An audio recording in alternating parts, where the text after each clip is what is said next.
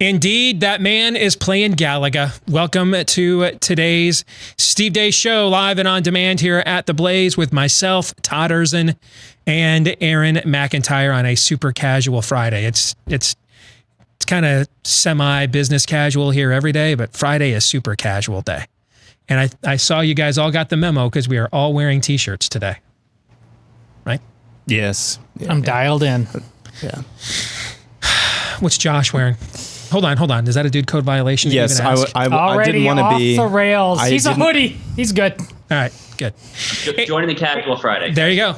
Super casual Friday. I mean, like barely clothed here on the Steve Deace Show. 888-900-3393 is the number. 888-900-3393. You can let us know what you think about what we think via the stevedeace.com inbox. Steve@stevedeace.com is how you can email us. You can like us on Facebook, facebook.com/Steve Deace, and follow us on Twitter @Steve Deace Show. And also don't forget, we are trying to promote our new YouTube page. Go to youtube.com/Steve Deace. You can get clips of this show that you can sample yourself and then share with others for free. And you can subscribe there to our YouTube channel as well. youtube.com/Steve Deace. It is a Friday, a super casual Friday. Next hour, we'll get to some of the feedback that you have been sending us. You clearly just saw we've got a fourth member of the show here, our old friend, Josh Hammer, contributor here at The Blaze. He is the Mucky Muck over there on the editorial page at Newsweek magazine as well. So that only can mean it is time for the Deace Group.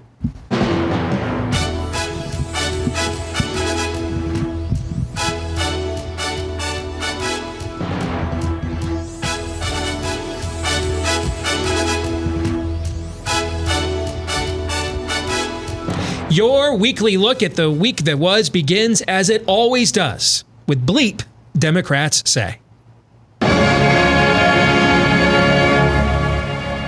United States didn't inherit slavery from anybody. We created it. It got created by the Virginia General Assembly and the legislatures of other states. It got created by the court systems in colonial America and since that enforced fugitive slave laws. We created it. And we created it and maintained it over centuries. I take responsibility. I take responsibility. I take responsibility. I take responsibility for every unchecked moment, for every time it was easier to ignore than to call it out for what it was. Every not so funny joke.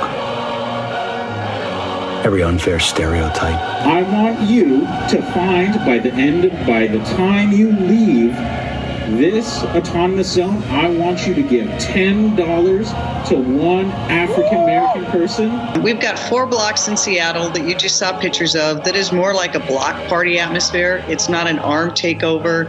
It's not a military junta. You're choking me! But, what a disappointment this must be for the Trump base. I mean, they overlooked Stormy Daniels. They overlooked grab him by the genitals remarks. They overlooked making fun of the handicapped. They overlooked locking children up, taking them away from their parents, all for the Supreme Court. And now this is the thanks they get. Alito and Kavanaugh, particularly Judge Thomas, should hang his head in shame. This is a man who is, in fact, married to a Caucasian woman, which was illegal until 1967. You've described this coronavirus as your worst nightmare, your words. Cases are now on the rise in 19 states. Big picture, has the United States stalled in the fight against coronavirus? Let's talk about how essential you think it is that Americans taking part in these protests get tested for coronavirus. How concerned you are seeing the lack of social distancing, as one sees in these protests like that. And do you know if people are mostly wearing masks or not? Well, from what I've seen both on the street and watching media reports, it seems that the protest movement itself is actually on the higher side of responsibility in terms of masks. I think the New Yorkers who died did not die because we failed them. We got them a hospital bed, which we didn't know that we could. We got them a nurse with PPE, with a mask, with a gown. We got them a doctor. We got them a ventilator. Everyone who died, we did everything we could. like, oh my goodness, when is it going to end? Mr. President, wake up. Get to work. There's so much more to be done. Thank you. All right, let's get to it. What was your favorite blue pill this week? Our good friend Josh Hammer. Go ahead, sir. What do you think? So I think the craziest thing that I heard in that clip of just utter pull your hair out craziness was what's going on in Seattle. A block party. She literally used the term block party.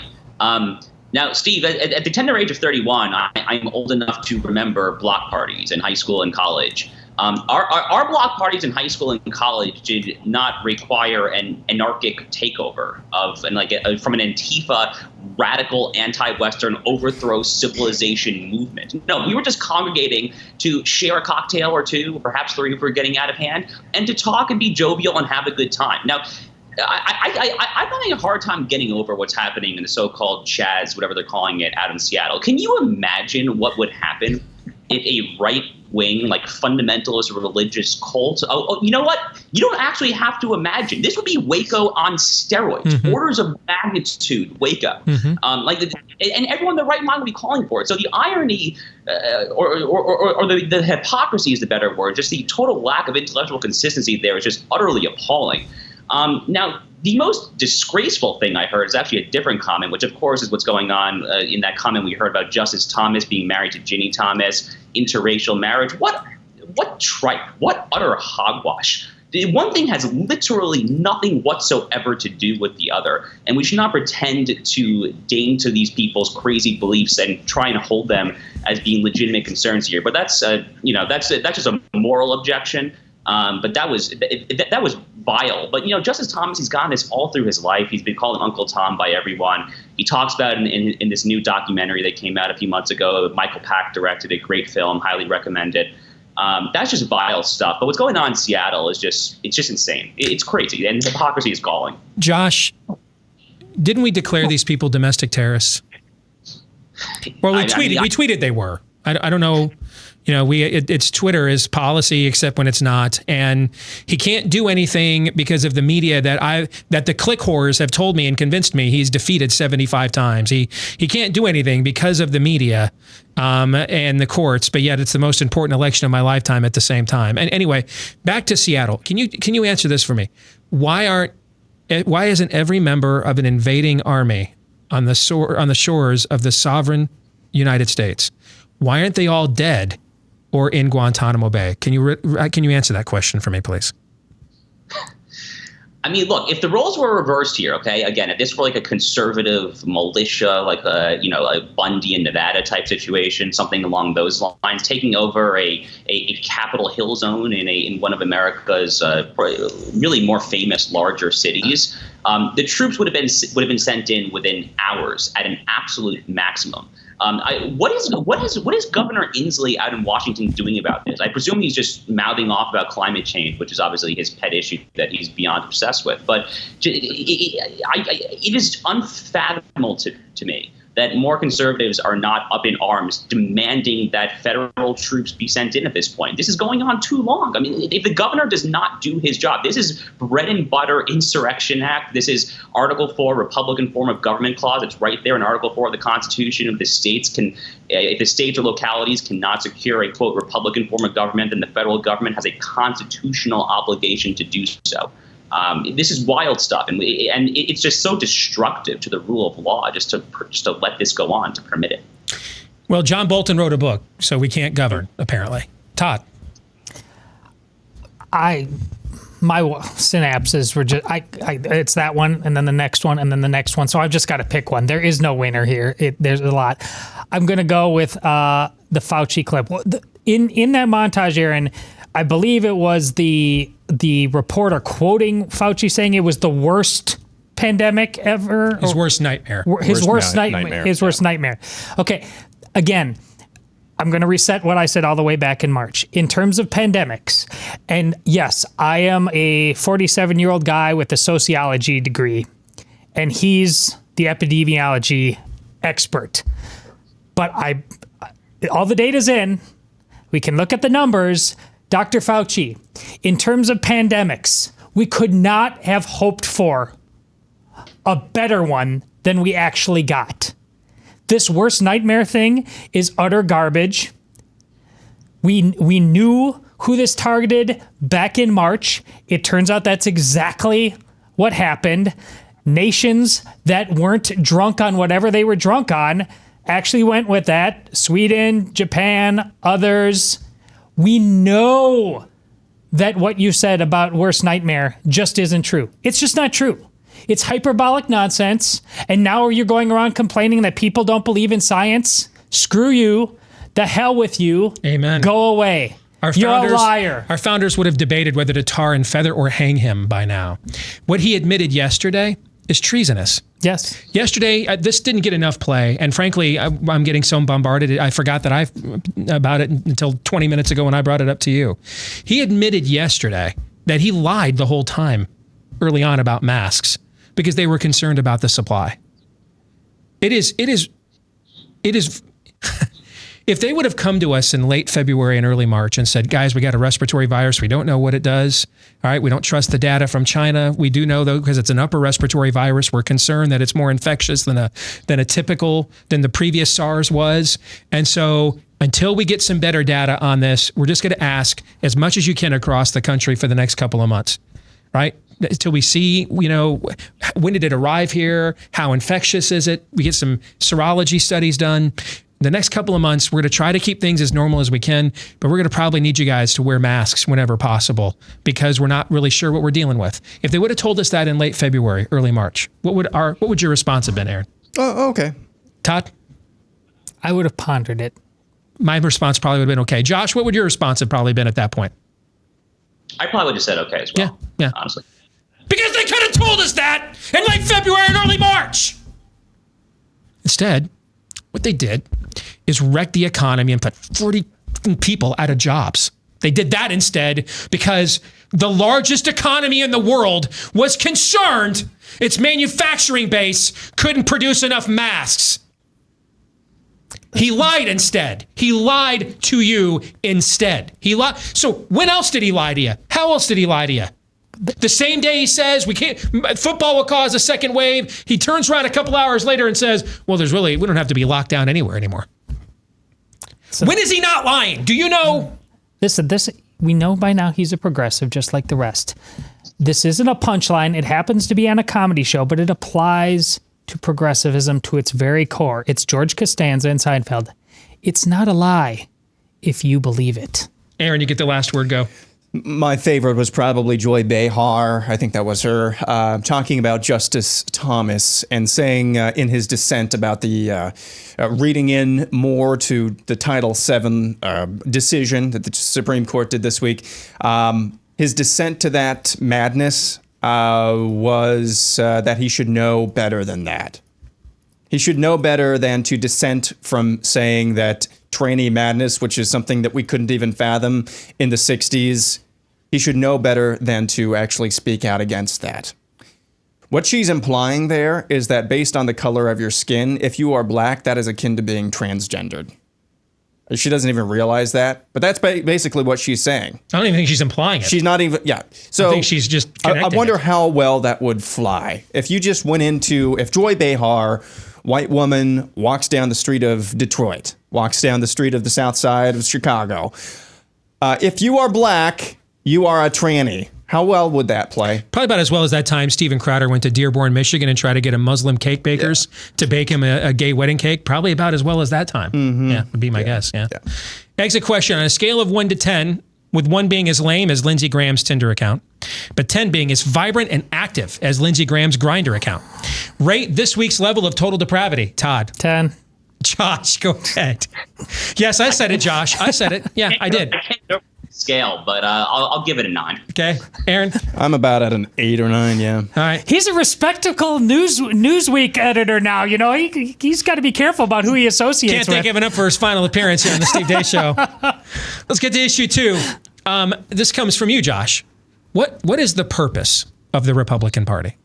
I think there's a lot of cynicism today in America because of broken promises. I believe most people expect the best out of elected officials, and when elected officials disappoint them, it creates a cynical environment. Second, 12 out of the past 20 years since that campaign ad has run, a Republican has controlled the White House. 12 out of the past 20 years since that campaign ad has run, Republicans have controlled the Senate. 14 out of the past 20 years since that campaign ad has run, Republicans have controlled the House of Representatives. In the past 20 years since that campaign ad has run, Republican presidents have appointed twice as many justices to the United States Supreme Court as Democrats. 19 out of the past 20 years since that campaign ad has run, the United States military has had at least some presence in Afghanistan. 17 out of the past 20 years since that campaign ad has run, the United States military has had at least some presence in Iraq. And in the past 20 years since that campaign ad has run,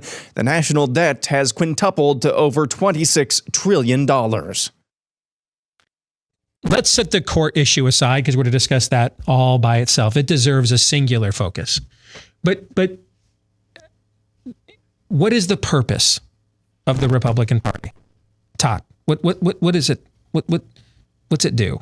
What's it do? Do you know? It's the Truman Show. It's a show, and it's not one where you are. This show sucks. Yeah. I feel like I'm the laugh track every episode. You're not right. You're not kidnapped as a baby and put there.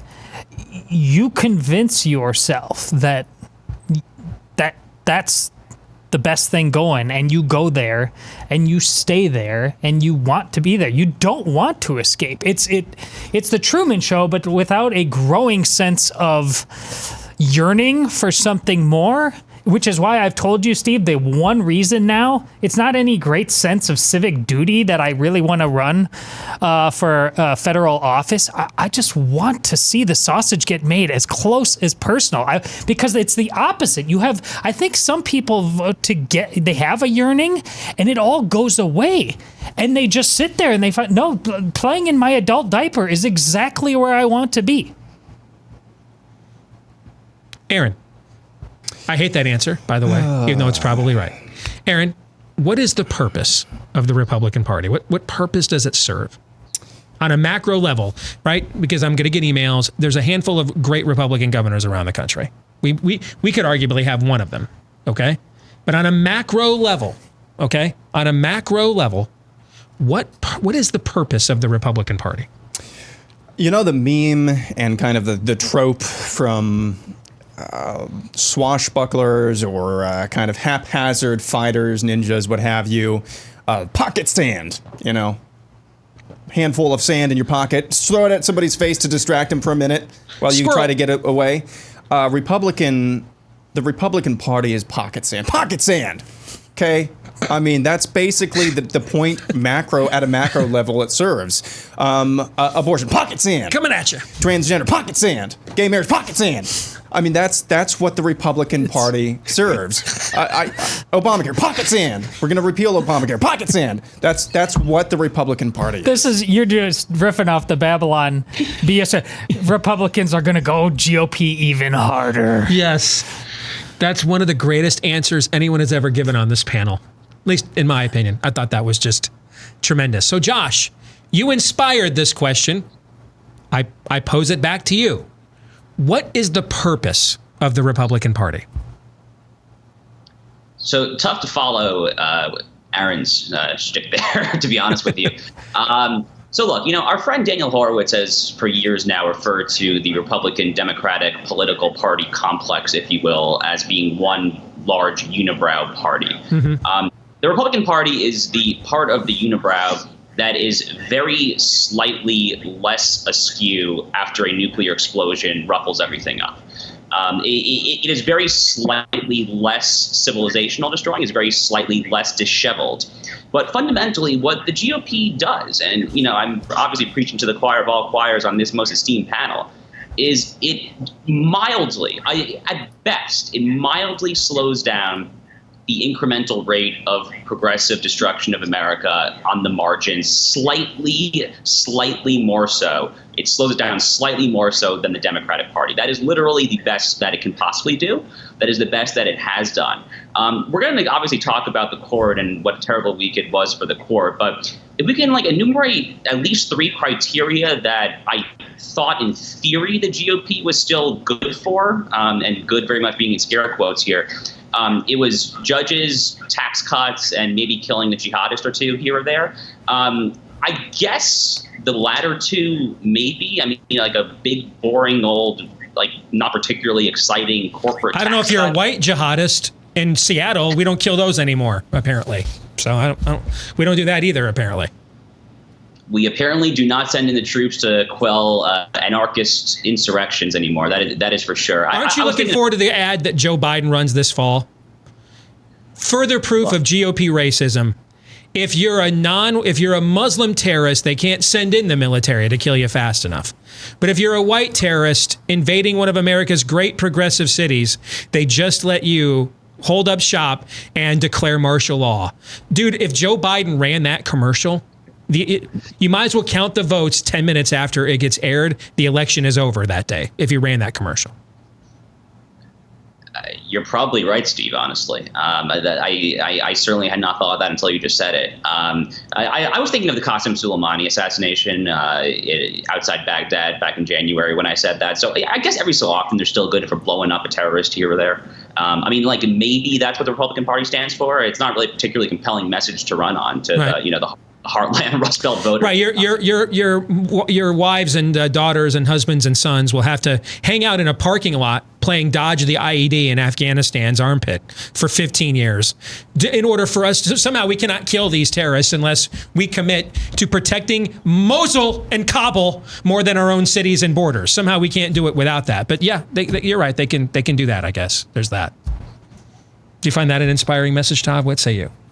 No, the GOP will at least still kill a few terrorists. That's the new slogan. Well, maybe. See, Josh just brought to mind that it's the movie No Country for Old Men. Mm-hmm. Tommy Lee Jones' character is an aging sheriff, and who realizes the violence of the world. I mean, he got into this to be kind of Andy Griffin on that show, and now he's dealing with a guy with a tank who's going around, an oxygen tank and murdering people at point blank range. And his whole character is just overwhelmed by the just raw evil of it.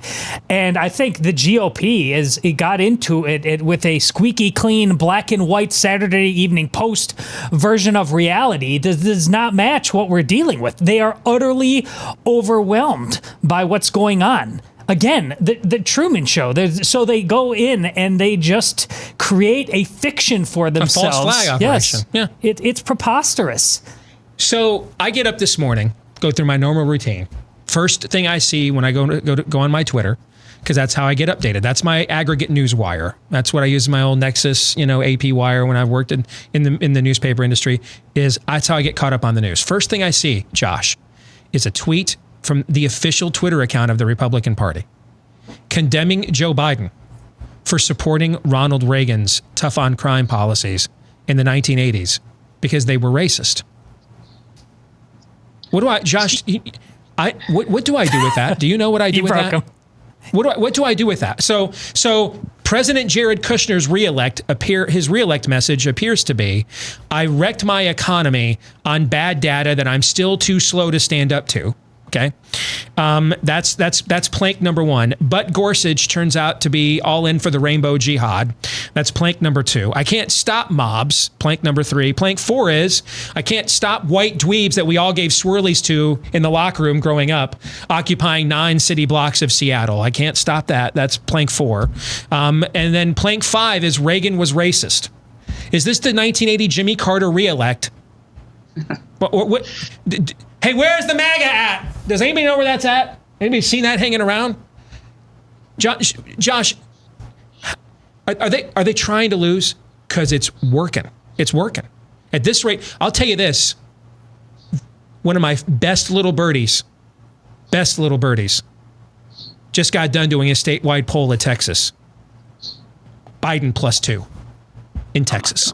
He texted me that 5 minutes before I went on the air today. Look, Steve, elements of the GOP, libertarian-leaning elements, have for years now tried so hard to bend over backwards to appeal to various interest groups, appeal to minorities, whatever they think will happen. And to be clear, I am obviously not opposed to reaching the broadest base of voters possible. The problem with issues like crime, with issues like law and order, is that not only is the pandering irksome beyond belief and you risk offending the very people that you're trying to reach out to, but you're going to throw under the bus and lose your own core voters. Right. Okay. Right. Violent crime. It's like Stephen Schmidt is running the Trump re-elect campaign. It's like watching John McCain run for president, is what it's like.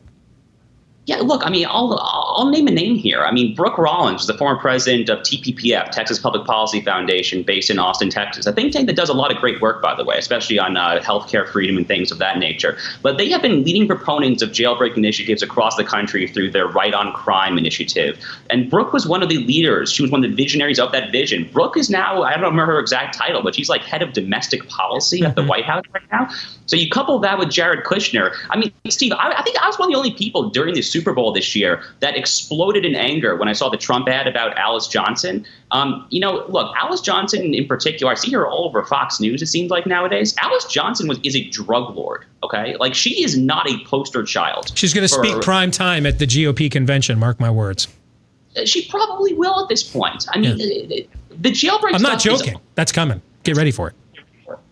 Look, if Kushner and Brooke Rollins have anything to say with it, I very much believe that. But law and order and crime were once hallmarks of American conservatism, of conservatism in general. You can't have a rule of law if you don't have law enforcement, if you don't have upholding the rule of law. And that's what we were talking about, obviously, with Seattle and going into quashing insurrection and anarchy.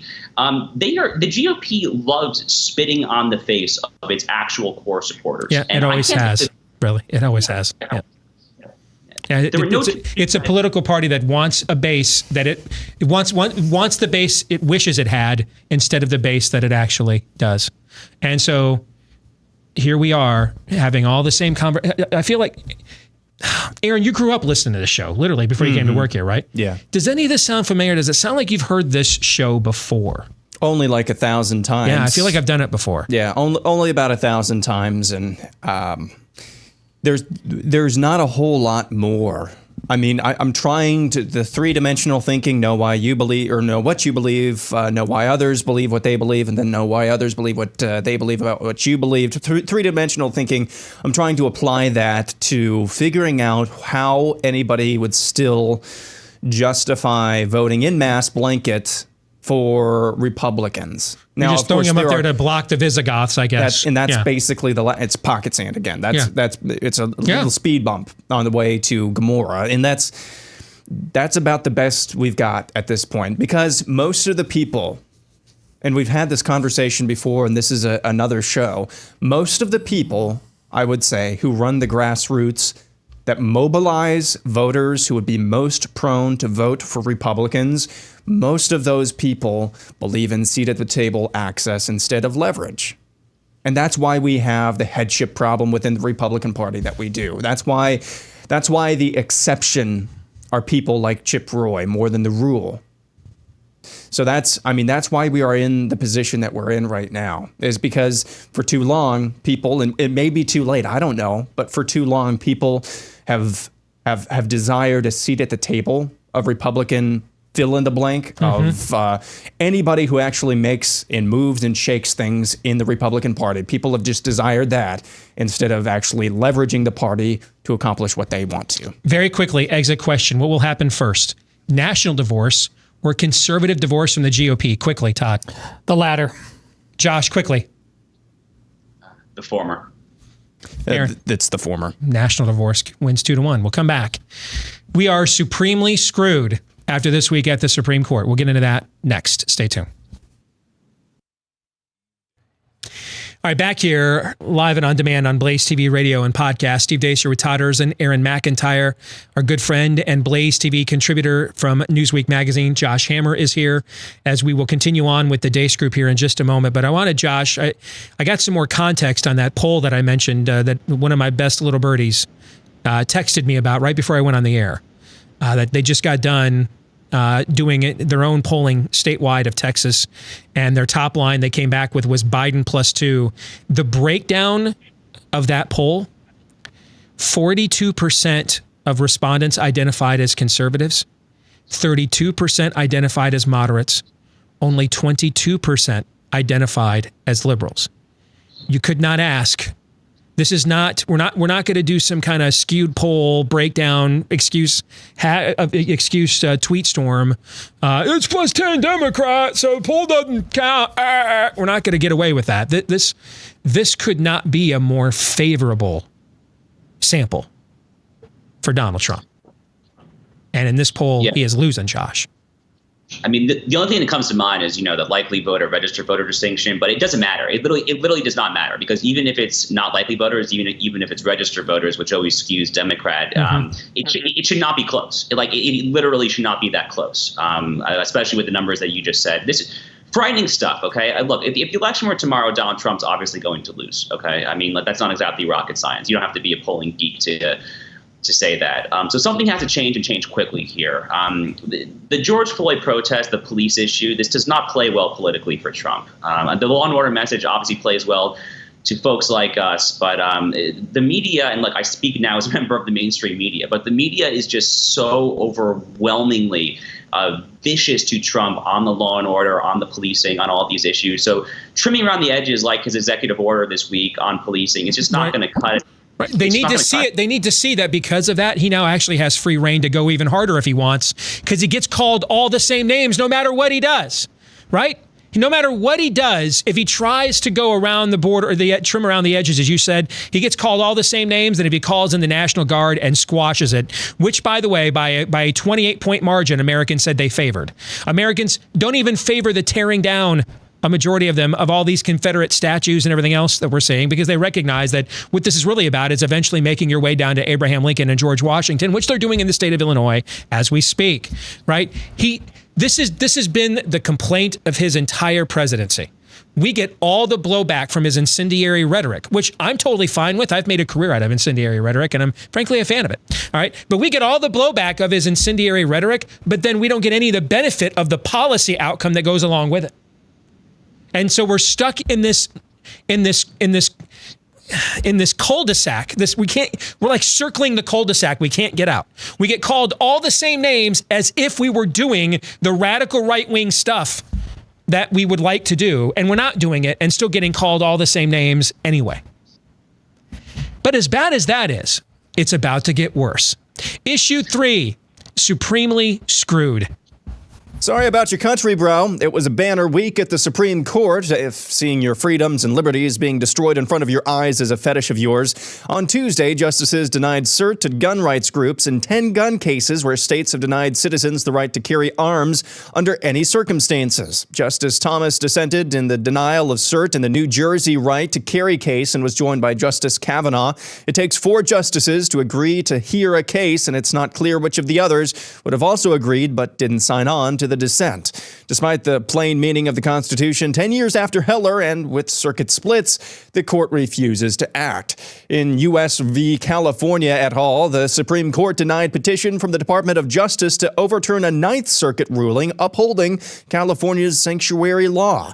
California prohibits local law enforcement from cooperating with federal immigration agents. Only Thomas and Alito would have granted appeal.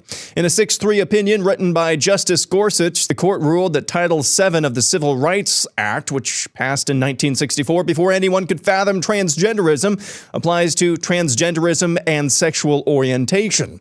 Later in the week, the court, thanks to Chief Justice John Roberts, upheld Barack Obama's 8-year-old amnesty by executive order known as DACA, essentially meaning if illegal aliens come to the country as minors, they can stay until the executive order ends, which, if the Trump administration doesn't act, will be February 31st of the year 20never. As Daniel Horowitz put it at Conservative Review this week, quote, taken together, these decisions show the court believes there is an inalienable right to transgenderism and illegal immigration, but not to the Second Amendment, end quote. So, Josh, we're going to go to you first as the only one here that's ever... I've taken out some judges, but you actually worked on the federal bench, a clerk for the federal circuit court. Was this week, Josh, the final nail in legal conservatism's coffin? Steve, this was the worst week for conservatives at the Supreme Court in years at minimum. I'm open to the possibility that was the worst week in decades. And I don't say that lightly. There have been some really bad weeks. And we live in a time when the swing justice is not even a Sandra Day O'Connor or an Anthony Kennedy. It's someone who was nominated and confirmed during the Bush administration. That's obviously John Roberts is who I'm talking about here. Look, Josh Hawley spoke on the floor of the United States Senate on Tuesday in the aftermath of the Bostock case, the Title VII case. And Josh Hawley, he clerked for John Roberts. He himself is a prolific constitutional attorney. He said that this is the end of the conservative legal movement as we know it. I had a piece that came out just this morning at Claremont Institute's American Mind website that I would encourage the viewers to read, obviously. But I say more or less the same thing, that this is the end of the line for what we think of as legal conservatism as we know it. We are in dire, dire, dire need of changing course. And I outlined some concrete steps in my piece, beginning with legal education. Okay, I mean, I went to University of Chicago Law School, one of the best law schools in the country. But when they teach you the common law and public law subjects, torts, contracts, criminal law, constitutional law, you never talk about the Bible. You never talk about natural law, the actual principles that undergird our entire constitutional order and our tradition. So you got to start there, and then you got to go all the way to the top. We need to drastically reform, obviously, our judicial nomination criteria, because when Antonin Scalia's successor, Neil Gorsuch, and that's who he is, he was tapped to replace Antonin Scalia. He literally that was the seat on the ballot in 2016. That was the Gorsuch seat that we all kind of, a lot of people held their noses and voted for Trump for. It was for Gorsuch. When he arrives at this distorted, bastardized, quasi-textualist opinion, we need to rethink everything. But literally everything should be on the chopping block right now. So what I propose in my article is I literally think there should be a hard cap placed on the number of years that a Supreme Court nominee can live in the Beltway. I propose 5 years. In addition to that, I literally want a moratorium placed on Harvard Law School and Yale Law School graduates being nominees. We literally need to get out of the Northeast. Antonin Scalia said this repeatedly. He was always right. We need a wider cross-section of the legal profession across America, heartland, et cetera. And finally, the final thing, and this is where I expect most blowback from people in kind of my, professional milieu, but not that I care about that, is I say that we need to not nominate people who focus on gutting the administrative state. I'm not an administrative state apologist. The problem is that the libertarians and the libertarian donor dollars are so obsessed with gutting the administrative state. Chevron doctrine. Yes. Exactly. Yeah, we pleasured ourselves to that when Neil Gorsuch was nominated, but we had no freaking clue what he thought on the life issue because he had no precedent anywhere on his record about it. But apparently, dude is cash money, homie, on whatever the hell the Chevron doctrine is. Yes. Yeah.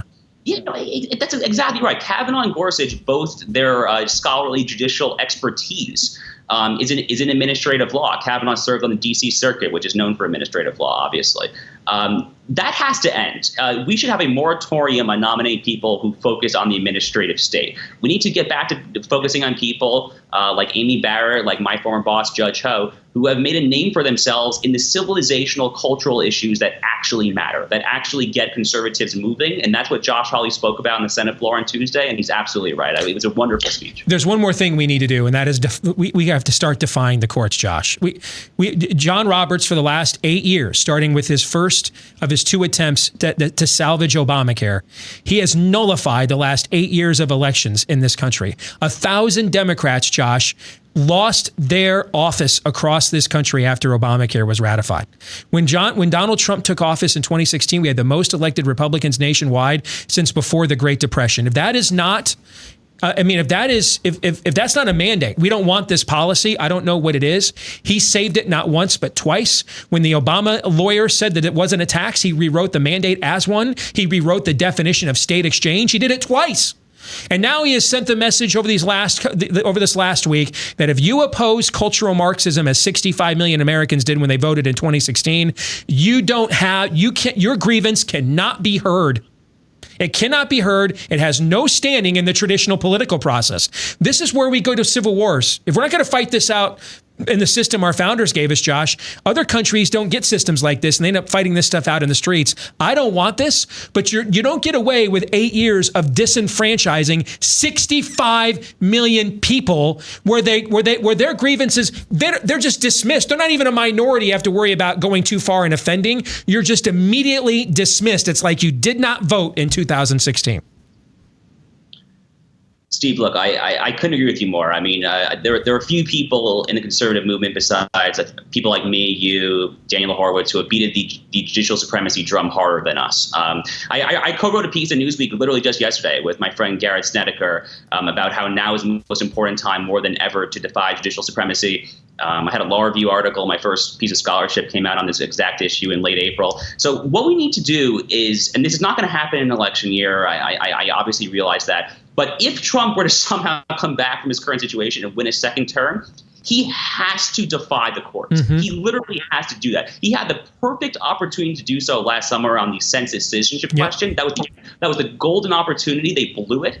And they're not going to do it in an election year. I realize that. But Trump is just savvy enough and just crazy enough that if he does win a second term, he can be the one to actually make like Abraham Lincoln did to Dred Scott and basically stick a proverbial middle finger at the Supreme Court. He's really the one to do it, but he's got to do it. It's so frustrating, Steve. All right, let's get a quick take here. Sorry, I wanted to pick his brain because we got a subject matter expert here with us. So quick hot take from you two. Todd, go. Well, when you have a Hail Hydra moment like you just had with this court, you thought you had shield. The nail in the coffin, the final one, happened a long time ago. Analogy, it just happened a long time ago.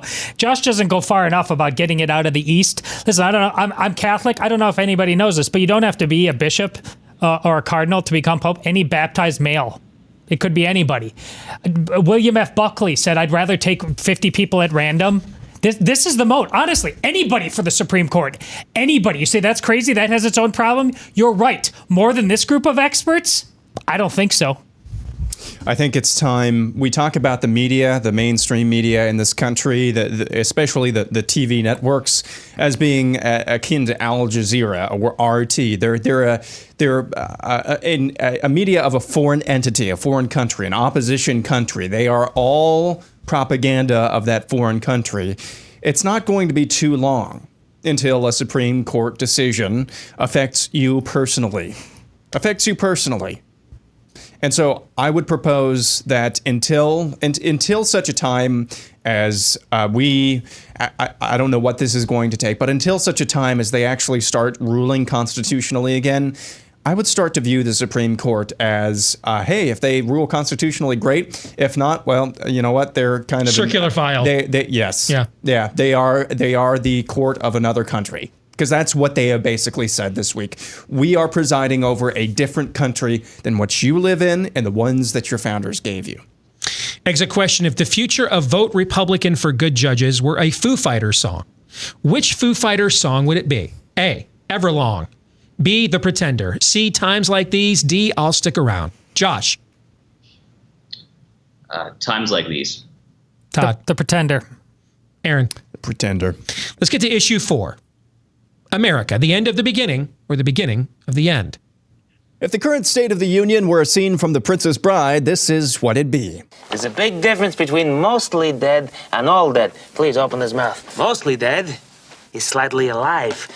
Now, all dead, well, with all dead, there's usually only one thing that you can do. What's that? Go through his clothes and look for loose change. So this is just I just want a quick assessment. You can go with neither if you want. Is what we're living through right now the end of the beginning or the beginning of the end? Aaron. I think it's the beginning of the end. I really do. Todd. No, I got to go back to my last answer. We know because of what just happened to the courts, the final nail happened a while ago. So this is the end of the beginning. Josh, what do you think? I think beginning of the end, frankly. Predictions. Todd, go. Predictions. I think there will at the very least, college football games that with the best of intentions are on the schedule are going to have to be canceled. The combined chaos of coronavirus, real or imagined, and the race riots. I just don't think the center can hold. Yeah, there's going to be cancellations. Like Michigan's not going to play at Washington. That game's getting canceled, for example. Yeah. Go ahead, Josh. What do you think? So despite the horrible week it was, I'm optimistic enough that I think Trump is going to come back politically and make this election very close. I'm not ready to predict he's going to win it, but I actually think it's going to be a much closer call than the polls currently indicate.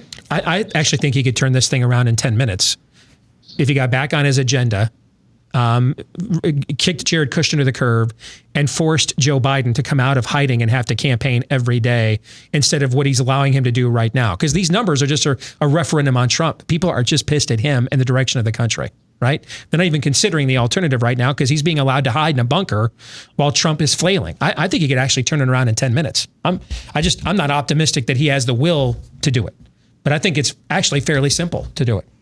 See, he's probably thinking exactly what you're thinking. But you want him to do that now, and he's like thinking, I'll turn it around in 10 minutes, 10 hours from, that's the thing. Yep.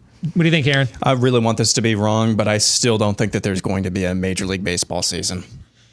I'm going to predict, as we continue on the positive tip here. Yeah.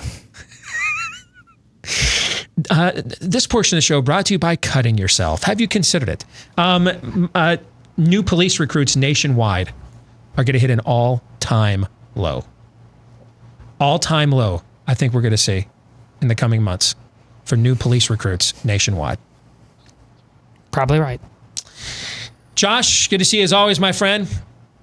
You got it. Yeah, hopefully it didn't drive you to drink. At least too much. It is a Friday night, so no promises. But, that's true. That's true. It's 5 o'clock somewhere. Yes.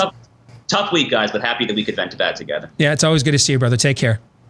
All right, we've got some Feedback Friday coming your way in the next hour of the show. I don't know that it's going to be any chummier than what we've already discussed. Let's just see it through. But hey, sometimes there's nothing left for a man to do but to spit on his hands, raise the black flag, and start slitting throats. Hour 2 is next. Thank you, Joe. Let's get to it. Hour 2 underway, live and on demand on Blaze TV, radio, and podcast. Steve Deace here with Aaron McIntyre and Todd Erzin. I got to tell you, though, he is showing you up today. I mean, it's not like you've been soft or weak, but this is normally your day. And I mean, Aaron freaking crushed the roundtable last hour. I think there's some Holy Spirit power coming out of yesterday's montage.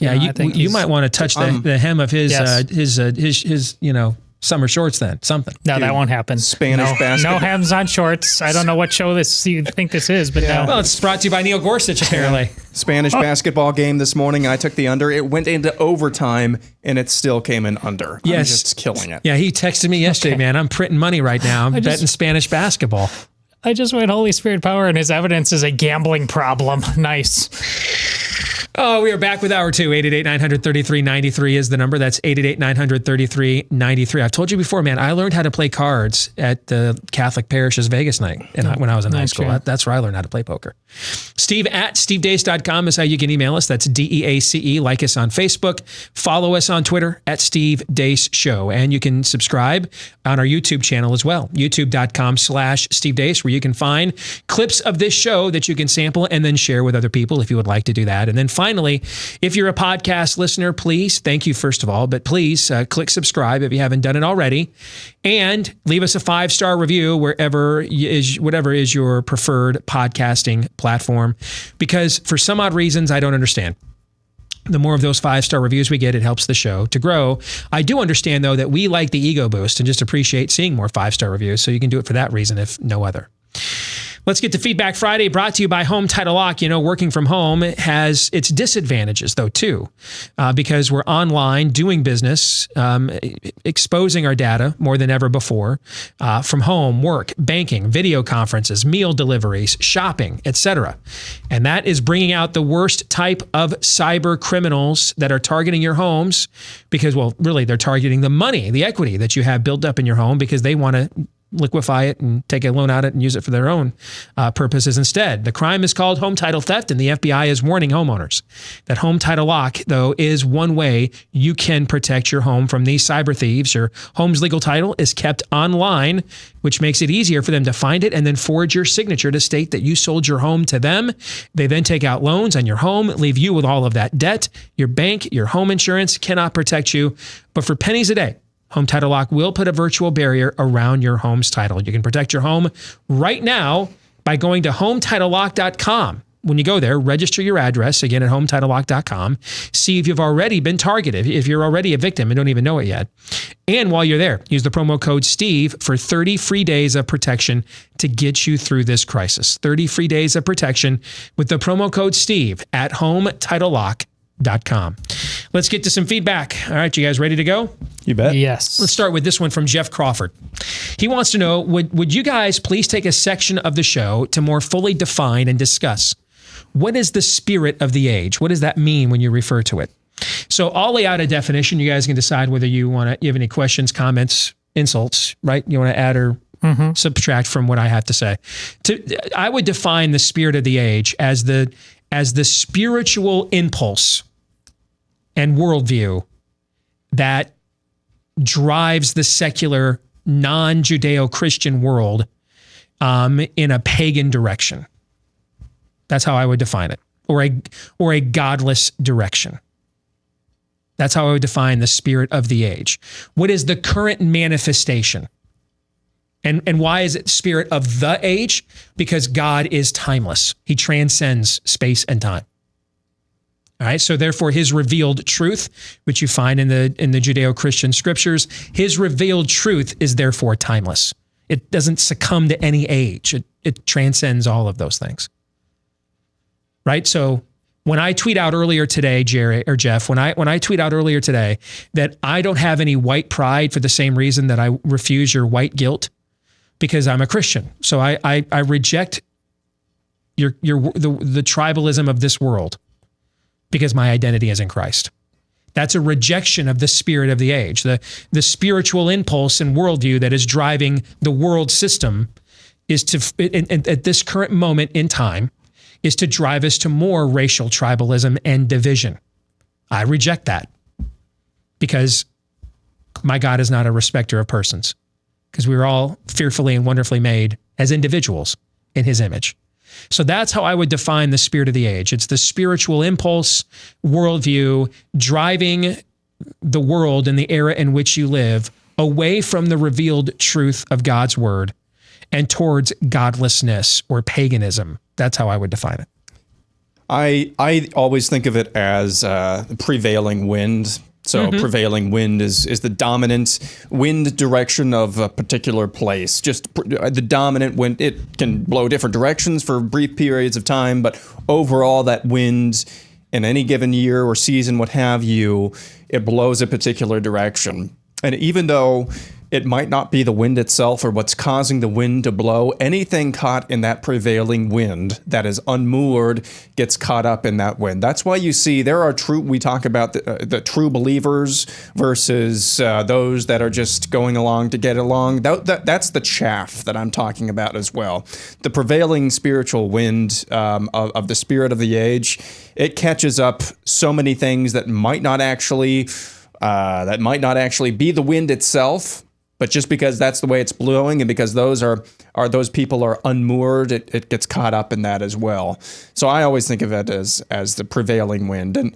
And during times of revival or during times of like the American Revolution, you could definitely make the argument that the spirit of the age, in a sense, was actually good. It was moving in a positive direction, but they still had sins. They were still people with foibles themselves as well. So spirit of the age is generally speaking, I always think of it in terms of a prevailing wind. On Theology Thursday, I think it was yesterday, what was that definition that you... Of discipleship? Of discipleship. Long obedience in the same direction. It's that, but in an ungodly... Wrong obedience in the same direction. That's what it is. The spirit of the age is? Now there's a lot of wrong obedience chaotically throughout human history. This wrong is a collective obedience that is moving consistently in that wrong direction. In the desert, Moses is up on the mountain. He's actually getting the tablets. There's a lot of fear, chaotic thinking in that desert, but collectively, it was forged into that golden image, and that's what collectively moved it. That's a manifestation of the spirit of that age. Yes. Yeah. That's the great contrast. As Moses is receiving individually communicating with God as an individual and receiving revealed word, the law. He's receiving it, right? And what is going on at the bottom of the mountain? What is going on? The contrast there. What's going on high? And then what's going on down below, right? At the bottom of the mountain there is the revelry of the spirit of the age, right? Yeah, that's a great, both of you guys did great. You know what? I'm going to pay you guys, I think, this week. Oh. I think you're good. I think this is the week for you guys to get a paycheck. Huh? The honor. Drippings for the poor. Thank you. Gleamings. Yes. Here's a good question. David Indianola says, you're rightly asking what the point of the Republican Party is. I ask, though, besides Tucker Carlson, what is the point of Fox News? We've played some clips of that Steve Hilton guy a few times the last few months. We kind of like the way he finger rolls, right?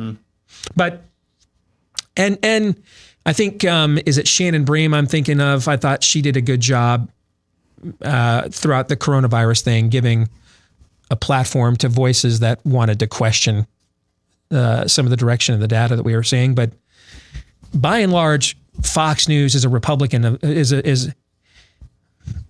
yeah. In fact, I'm not even going to ask myself this anymore. From now on, dude, I'm just going to tell you.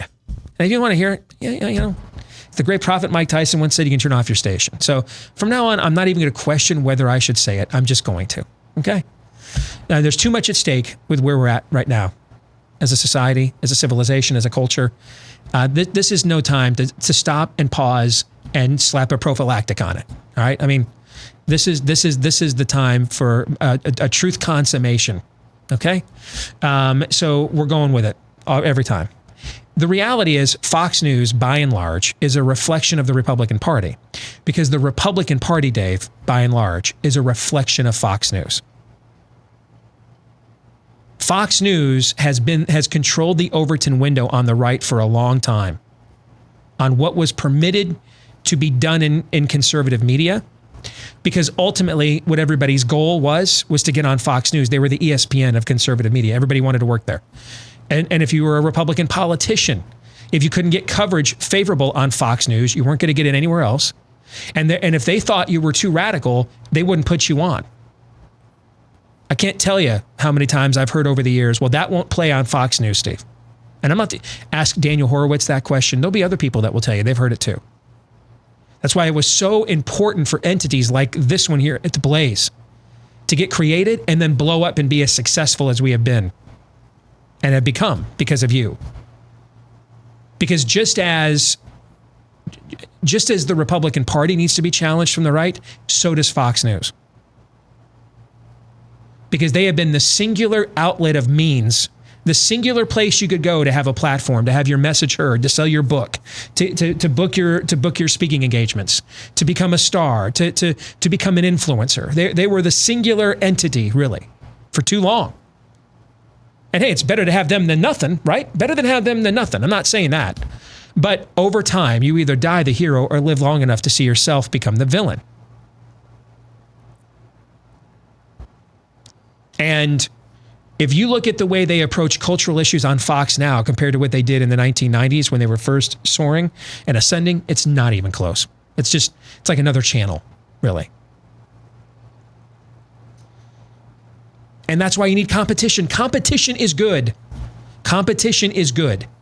Tell me who gets worse because of competition ever. I've given you the theater chain example here in my hometown 1 million times. I don't need to do that again. But man, with just a little bit of competition, suddenly they're building state-of-the-art new modern theater houses and upgrading the old ones that they had with just a little bit of competition. So if a little bit of competition does that, what's a lot of competition do? And it will be fascinating now to see if Tucker stays on this road, And right now he is sitting in a spot where he has 500,000 viewers than his most closest competitor, who ironically is Hannity, who is doing a Trump, a Trump shoe polish every night. And so the contrast of that, where Tucker comes on and hits Trump from the right, Hannity comes on and polishes him every night. The contrast of watching how that is going to unfold in these coming weeks and months, I am fascinated to see what will become of it. And then how Fox will respond.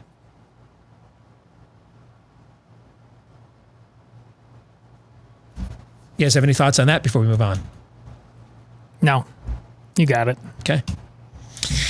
Aaron Hertzberg says, now that even our CDC admits there was definitely community spread of the virus way back in early January, it should be fair to raise the following question. In January and February alone, there must have been at least 10,000 sports stadium level mass gathering events. If on average a night you had 2 to 3 NBA and NHL teams playing, that's 24 games, or 2/3 of NBA and NHL teams playing. That's 24 combined games a day for 2 months straight on average. Times 60 for those 2 months is 1,880 games. And then there's college sports. I don't have any idea how many college sports games were played, but across all division and all winter sports, men's and women's, it has to be in the thousands. Well, Aaron, let me pause you right there. There's 330 Division I college basketball teams. 330. January and February would have been the height of their seasons. And there would have been a solid portion of those 330 teams playing virtually every night or every day, Monday through Sunday. Because college basketball games play 7 days a week. And most teams play 2 games a week. So that answers your question. Then there were the non-sports events, concerts, political rallies. The Orthodox Jews had events at MetLife and the Barclays out in the tri-state area simultaneously. Plus the entirety of the NFL playoffs went on in January, the Super Bowl the first week of February. Yet not a single one out of many thousands led to an outbreak of any sort. There's no way that you can reconcile at least 2 months of stealth community spread concurrently with thousands of mass gathering events not causing outbreaks unless these events aren't inherently risky at all. And left by itself, COVID was simply never that transmissible if let loose on a population at large, until loads of at-risk people who have already had flu, pneumonia, etc., get scared into going into ERs where they then get infected, thus unleashing a massive surge of symptomatic cases, and thus far more contagious COVID carriers upon the rest of the population, which would probably also skewer to some degree in similar proportion towards more risky cohorts and individuals, like grandpa comes home and infects grandma. I haven't personally seen anyone bring this up at all yet, but it seems to me like a very reasonable question to ask at a minimum. At a minimum. He gets it. You get it. Yeah. So the spike in new cases, that's the story we're seeing now. Hotspot, Steve. Hotspot. Yeah. Have you looked at where all these counties in California, Arizona, and Texas, have you looked at where they're located? They're like border counties. Why would that be an issue? Can you think of why border counties might be an issue? Maybe like who's coming across the border? You think? Think that might be a problem? Not to mention, your wife will probably attest to this, Aaron, as a nurse. If I go to the ER for any reason right now, anywhere in America, what are they going to give me at any ER? What are they going to give me? A COVID test. They're going to give me a COVID test at any ER. So just as anybody who died but tested positive for COVID, we counted as a COVID death, right? If you go to the ER and require hospitalization for any reason, well, they're going to give you a COVID test at any ER in America right now. And then if that ER visit requires hospitalization, kidney stones, just throw an example out. My wife has that. Has to go to the hospital once or twice every year for it. If she has to be admitted because the oral pain relief doesn't allow her to, or doesn't allow me to take her home or her to drive herself home if I'm not home. So she's got to be admitted to have pain relief administered via an IV, right? So she's going to be there overnight, right? If they test her and she tests positive for COVID, that's counted as a COVID hospitalization. Did you guys know that? Mm-hmm. You go to the ER for any reason and test positive for COVID, it's a COVID hospitalization for any reason. Now, everywhere across America, are our hospitals more full now than they were a month or two ago? Yeah. They're dramatically fuller. Why? Because everybody's going back now for the things we didn't let them go in for before. Magically, people are having appendicitis, broken hips, kidney, hypertension, stroke, yes. all the things we didn't let them go in for before. Yeah. They never went away. They're just going back to the hospital for these things. North Carolina just released a massive antibody test yesterday. You know what it found? Up to 20% of its population had antibodies in North Carolina. Then you throw in a lot of states. Texas is doing this, for example. A lot of these states are counting positive antibodies as a positive test.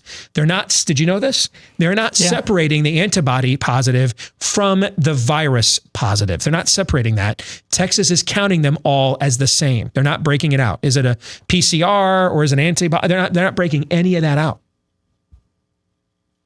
And then now that we have dealt with the main stage of the pandemic and the most vulnerable populations, that means the next level of vulnerability are the people that are primarily being tested right now, right?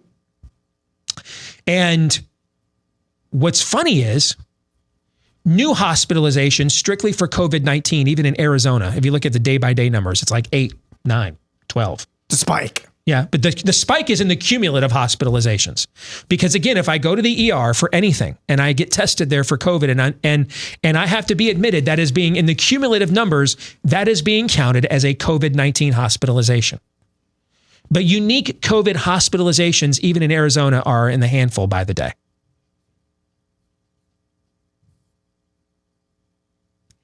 So then they don't separate in several of these states, again, Texas being one of them. They don't separate in several of these states the positive antibody sample from the positive viral COVID-19 sample. They're just all put into a positive case. So we're seeing new hospitalizations across the country have cratered for a month. Deaths around the country have cratered. And yet positive cases are going up. Why? Because we're testing people with antibodies or that are asymptomatic. We have the widest level of testing now we've ever had. I can't wait to see what happens in a couple of weeks. We're getting reports of all these college football programs now. They're bringing all their players back to get ready for off-season conditioning. Right. And the first thing they have to do is test them all, right? So Michigan had 2 test positive yesterday, and they were both asymptomatic. I think Michigan State had 1, and you're seeing some other schools are having 6 or 5 or 15. Wait until you see how many of these people test positive, and then wait until you see how many of them never have to go to the hospital but are asymptomatic. I'm going to be fascinated to see when that occurs. Because a lot of people that have only been peddled the panic porn side of this, when they find out their favorite college football team has 6, 8, 10, 15 kids test positive, they're quarantined for 2 weeks to make sure they don't transmit the virus. And when they come back, they never had to go to the hospital, had mild to no symptoms. People are then going to be confronted at that point with how much panic porn they have been sold this entire time. And then how you choose to react to it will be up to you.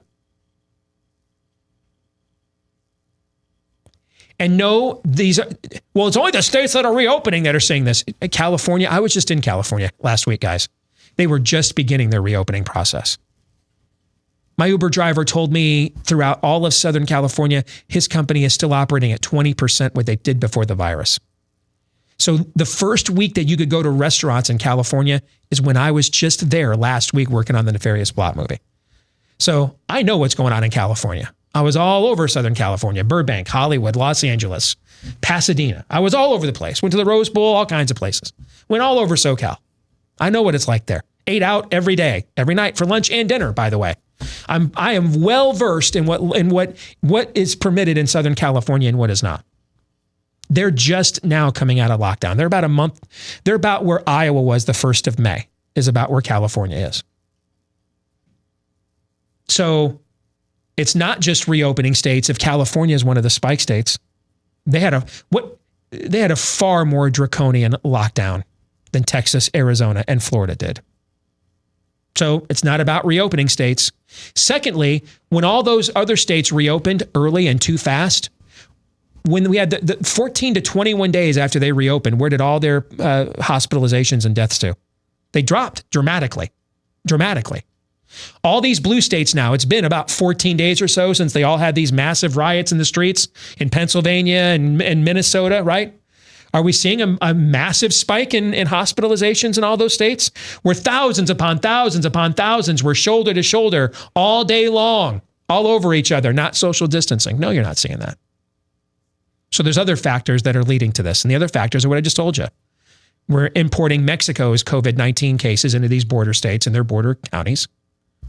And we're counting everybody that goes to the hospital and tests positive for COVID-19 or an antibody in some states. You're a new case. Just like anybody that died with COVID-19, regardless of what the underlying morbidity was counted as a COVID death. Same thing is going on with the hospitalizations. It's just the same lie has been re-racked. It's the same show I already did 2 months. Change deaths to hospitalizations, and it's the same scam. Everything is the same.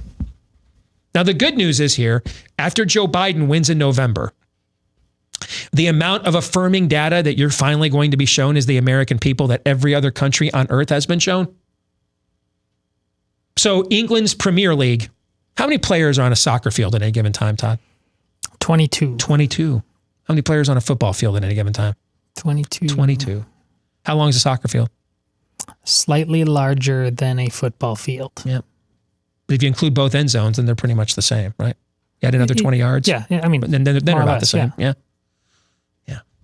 So in England, in the Premier League, all those guys can go out there and they play 90 minutes, no timeouts, right? You get like one timeout a half. Right. So the action's going all the time. Yes. Guys aren't coming off the sidelines. You just admitted there's action in soccer. Yeah. I heard you. I'm going to let that stand. That was quick on the uptake. Respect. Okay. But there's not people going in and out of the huddle. They're out there the whole time with each other, right? Yeah. Yeah, the whole time. So the English Premier League can be playing soccer right now with 22 guys on a field roughly the size of a football field. And as you know, the Bundesliga has been playing for 3 weeks. For like almost a month. Yeah. So in Germany, their league can play too. And by the way, are they wearing face masks? They are not. Are they wearing mouth guards? They are not. Yeah. So they're not wearing anything that covers their faces at all. No. Unless you count cigarettes, which I saw the Italian coach smoking during the game. Taking out a lung dart. Yeah. Football players wear masks. Face masks, yeah. Yeah. Football players wear mouth guards. Yeah. Yeah. The whole game, actually. The whole game. So soccer players can go out there with no facial coverings at all and breathe all over each other without mouth guards. In a game, by the way, a football game is how long? What's a game for? 15-minute quarter, so 60 minutes. Mm-hmm. Soccer games, how long? 90. So soccer players can go out there with no facial coverings, no mouth guards, on a field roughly the same size as a football field with just as many players going back and forth for a longer period of time. What's that, about a 30% or 40% longer amount of time than a football game? So soccer players can go out there and do that in England and Germany and in other countries around the world are back to playing. But American football players wearing a helmet, a face mask, and a mouth guard covering most of their face. And the mouth guard and the face mask, by the way, extends out about, what would you say, a good foot or two from your mouth? Like 4 inches. No, it's a little bit longer than that. Don't you think? A foot? Yeah, okay. Maybe a foot's long. Okay. But certainly extends out a little bit, which creates an automatic barrier between you and the person next to you, right? Yep. Yeah. And our guys can't play? I'm calling BS on that hard. You know why? You know why I'm calling BS on it? Because everything else is Because it's all BS. So the good news is when Joe Biden wins in November, you're going to get most of your life back. It's just going to be at a higher price point. Your taxes are going to go way up. That's going to suck. But you're going to see the amount of affirming data we've been sitting on this whole time. You'll be shocked. You'll be shocked at the news stories that will come out when Biden wins. It's the Christmas shopping season, time to reboot America. They'll even say Christmas for you. Okay. It's time to reboot America and it's safe to go out without a vaccine. New normal. The new normal. It'll be morning in America again. Just again, everything will be a lot more expensive. Your taxes will go way up, but you'll get most of your life back because that's what this is all about. And I hate saying that, but it's true. because I'm one of the few people you're going to encounter in this business that's studied what's gone on in other countries, that has followed their media and their data. And I'm just telling you, what we are doing with this virus, no other nation on earth is doing this. No other nation on earth. And there's only one reason for it. No other nation on earth has an orange man bad election going on. No other nation on earth is. So they're gonna lie to you for about another, 100 some odd days until the election. They're gonna lie to you for another 100 some odd days. It's gonna be real, and it's gonna be spectacular. Oh, and they are gonna lie and lie some more. But then when they get their way in November, it will be like that scene in The Wizard of Oz, where Dorothy steps out of the orange tinted black and white of Kansas into the bright, vibrant Technicolor of Oz and realizes we're not in Kansas anymore, Toto. It's going to change like that. Like that.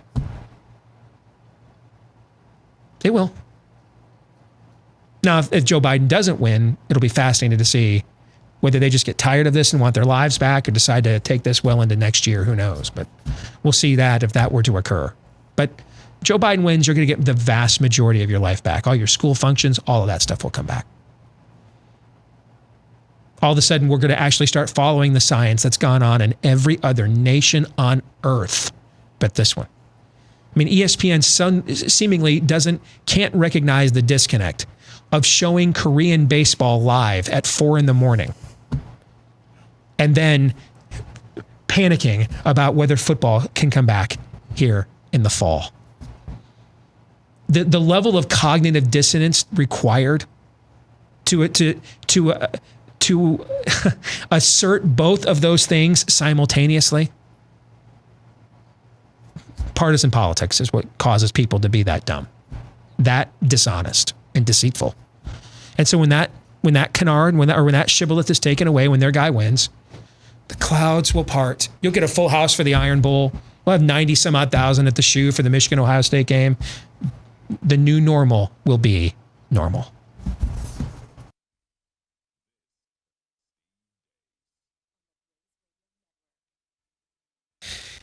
So just like we're taking a ton of supplements these days because a lot of the good stuff that used to be in our food is taken out for mass consumption and mass production and long shelf life. So those omega oils, antioxidants, vitamins, minerals, digestive enzymes, those things are out of our food in order for them to last longer and be produced farther.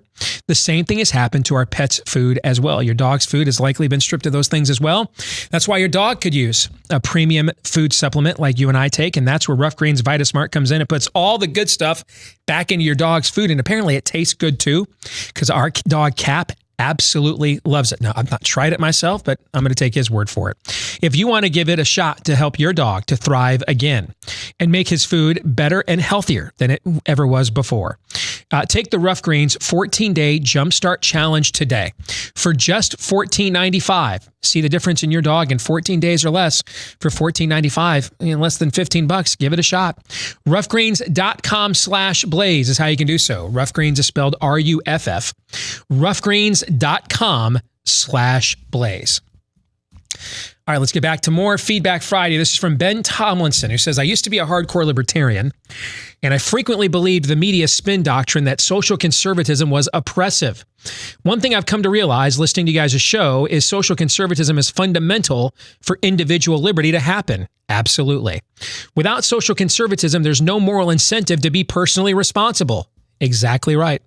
Now, how I define social conservatism is the values that preserve individual relationships with each other and society, with the fundamentals of social conservatism being avoiding overindulgence in the vices that lead to harming relationship, overindulging in alcohol, drugs, sex, etc. Yep. Dependency on the state isn't bred in a population that is giving and responsible. Yep. Dependency on the state is bred in a population that is isolated, addicted, and morally ambiguous. Yep. The very positions hardcore libertarians take on social issues is what breeds the culture to turn to state idolatry to find purpose in their lives. Yep. I am currently in the process of rediscovering my faith. I want to thank you, a guy named Steve, for defending the values that must be defended. Thank you guys and I want to carry that torch with you. Again, that is from Ben Tomlinson.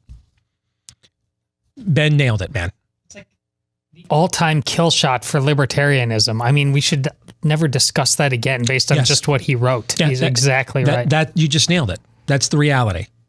The idea that you're going to legalize drugs and then government won't grow as dependency and addiction does, and then the social cost of that at the exact same time. It's frankly insane. It's ludicrous. It's every bit as ludicrous as the idea that, well, we just didn't spend the right $10 trillion on a welfare state over the last 50 years. The next $10 trillion with smarter people for the next 50 years will work this time, we promise. Libertarianism actually believed that whole thing about, what do you care about what I do in my bedroom? That's libertarianism. How's that doing for you? Because it was never about any of those things. No, it wasn't. It wasn't about visitation rights or anything of that nature. It was never about that. It was always about you will be made to care from the very beginning. It was about affirmation. That's what it was about. Aside from the cosmic great lie of progressivism, which is always ye be like God by creating your own moral system, one of the greatest lies in terms of how we live with one another is that it was the one that you just repeated, Todd. How is what I do in the bedroom going to affect your life? See, that's the great lie, because progressivism wasn't about letting you live and let live. It was about shoving your nose into everything, every sinful, every just morally bankrupt act that I do, and forcing you to approve of it. That's the great lie. I'm a sinner. I sin. I have sin in my life that God is still confronting in my life. Okay? I'm not trying to impose it upon you as a political agenda. I'm not trying to say that the vices that I prefer, that I am tempted by, you should subsidize and affirm. And if you don't, then you should be treated as a second-class citizen.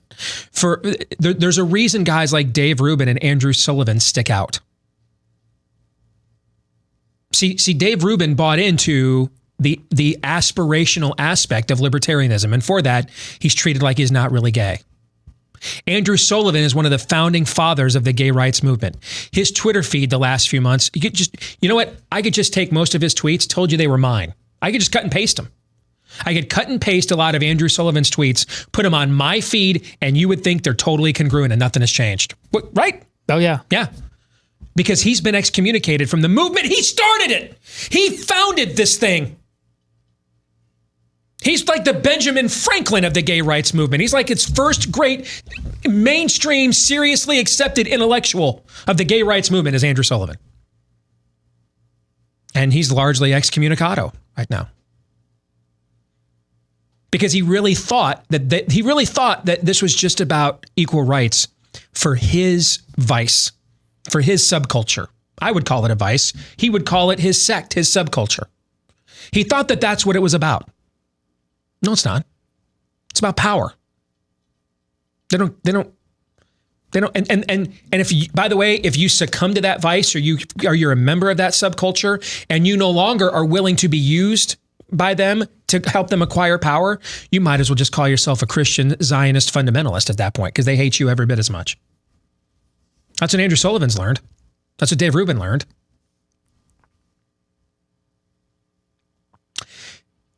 And the reality is, folks,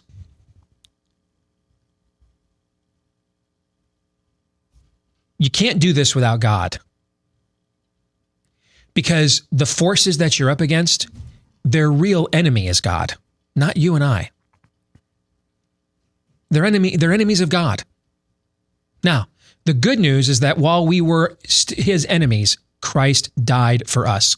Such as once were all of us. We were his enemies too. But what's driving this, and that's why we call it a spirit of the age. This isn't about, I want to marry my partner. Most gays never marry. This isn't about, I want to visit my longstanding partner in the hospital.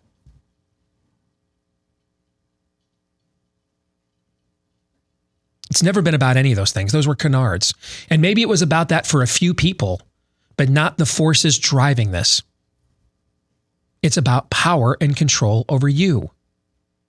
So maybe it was about equal rights for people of this vice, which is what I would call it, or sin, or subculture. Maybe it was about that for 10 minutes. And then it was just about power. And maybe it was about a virus for 10 minutes. And then it was just about power. And maybe it was about what sadly and tragically should not have happened to George Floyd for about 10 minutes.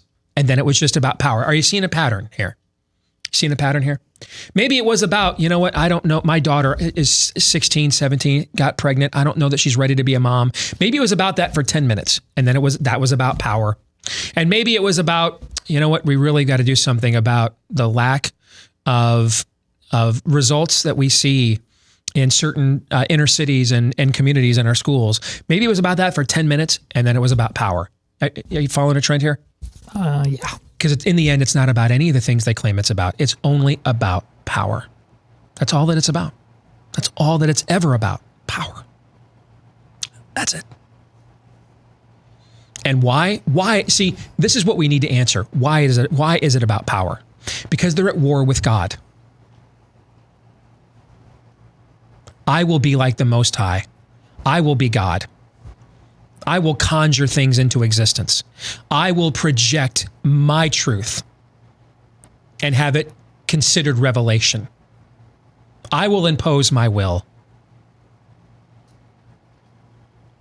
I am God and he is not. That's what it's about. That's why libertarianism has no chance up against any of this. None. Libertarianism is where you go when you have a morally and righteous people that can live this way. Libertarianism is not aspirational. It's operational.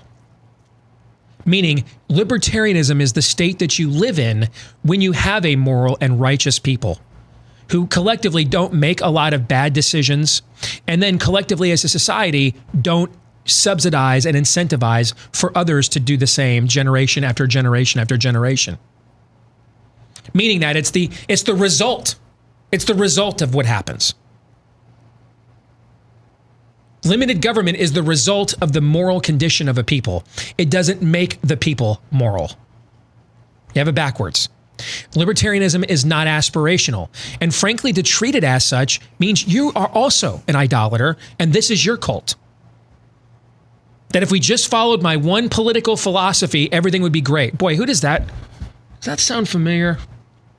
Feels like I've heard that argument from the other direction in the past. If we just followed this one political philosophy, society would be a panacea, and society we would be the people we were waiting for. Does this argument sound familiar? Yes. Yeah, because it's the same argument, just from the other side of the street. Libertarianism doesn't lift anybody out of anything that hasn't already been lifted. I want liberty because whom the Son has set free is free indeed. And where the Spirit of the Lord is, there is liberty. I want liberty as the result of my spiritual condition.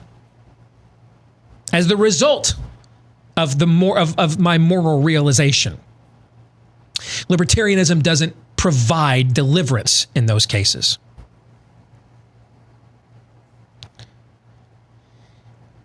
Trent writes, I have a friend who's a police officer in a small town in Texas who adamantly believes that if governments ordered the police to confiscate guns from law-abiding citizens, the vast majority would refuse to do so across the country. Do you think this is true? No. Especially in light of what we've seen with the corona lockdowns and face mask enforcement, etc. I don't think that it's true. Unless they believe, well, let me put it this way. It wouldn't be, I don't think a majority wouldn't do it for the reasons that you and I hope, Trent. I think a majority wouldn't do it out of fear of a violent clash with gun owners. But I don't think a majority of them would do it out of fealty to their oath. If they did, we'd have, while I'm very thankful for the sheriffs that stood up and refused to enforce these edicts the last few months, there would have been far many more that would have. Far more would have done it. So you may get a majority of them in the end decide I don't want to risk a violent confrontation with gun owners, but that is not because they buy into the premise of their oath. They just don't buy into what the consequence of following through on orders would ultimately be. Does that make sense? Yeah, it makes sense. You guys have any thoughts on that one? It's very depressing. That's my thought. Australia, didn't they have some sort of programmed where they'd buy back the guns. It was fairly successful. Mm-hmm. I don't know. We're not Australia, but who knows? My wife and I both work at a major university and its associated hospitals in a major population center and state. He's asking that I don't mention the school, okay? There are positive COVID-19 patients, yes, even during the lockdowns. She's a nurse. She's even been exposed to COVID-19, a COVID-19 positive patient under her care. We were both kept at home for a week and had to get tested. I'm here to tell you, it's never, ever, ever gotten anywhere close to the anticipated surge. The whole hospital system shut down for COVID patients that never came. Now the university and hospital are laying off workers, and I just took a pay cut. Sure, we've both seen people with COVID-19 during the insane quarantine. Pretty much they either have no symptoms or sound like they might have a cold. We are both frustrated with the hysteria of this stupid lockdown and appreciate you guys' show. Many, many, many very intelligent doctors, nurses, and other hospital staff have either lost their freaking minds or have just decided to follow the rules and keep quiet. They continue to pretend this viral emperor has shiny new clothes. Keep speaking the truth, please. We will, and we just did. I work an outpatient and get to video call patients and help them to try to have hope. Because he says he works in the works in the psychiatric ward. Many times it feels like a completely lost cause. Nobody, except for shows like y'all, talks about the severe mental distress and psychological damage the government response to a stupid virus is causing all over the country. Okay, rant over. That is from Stephen. I just want to reset something that I said before I ever had heard of coronavirus, and I keep resetting it, and did you really think an elite segment of society, including the medical community, that winked and nodded and hugged and embraced transgenderism was going to get this thing right? Did you really think that?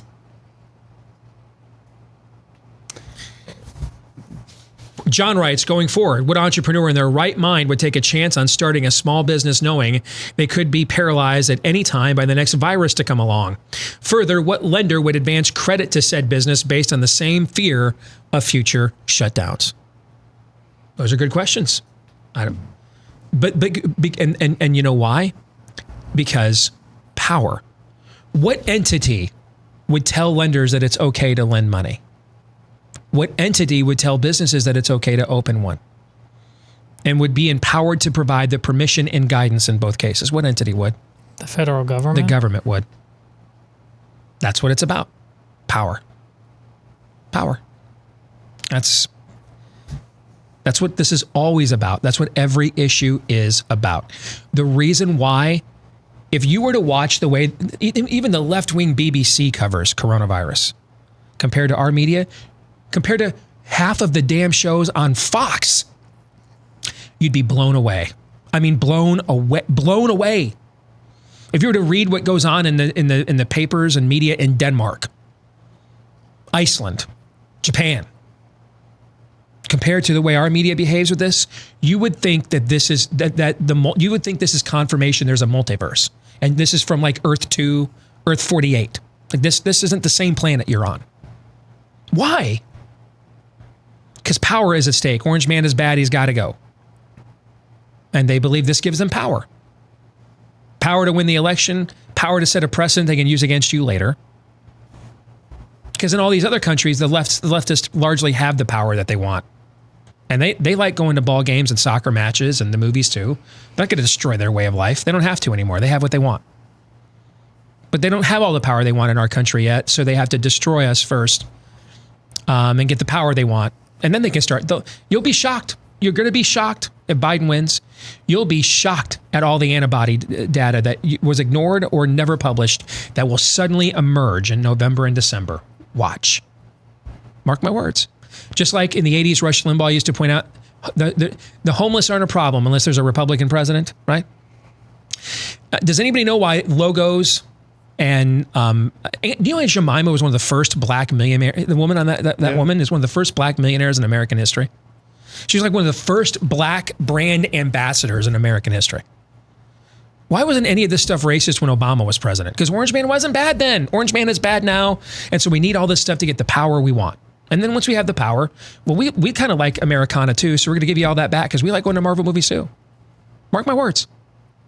We're going to stick around and do the overtime for Blaze TV subscribers. For the rest of you, have a great weekend. John 3:17.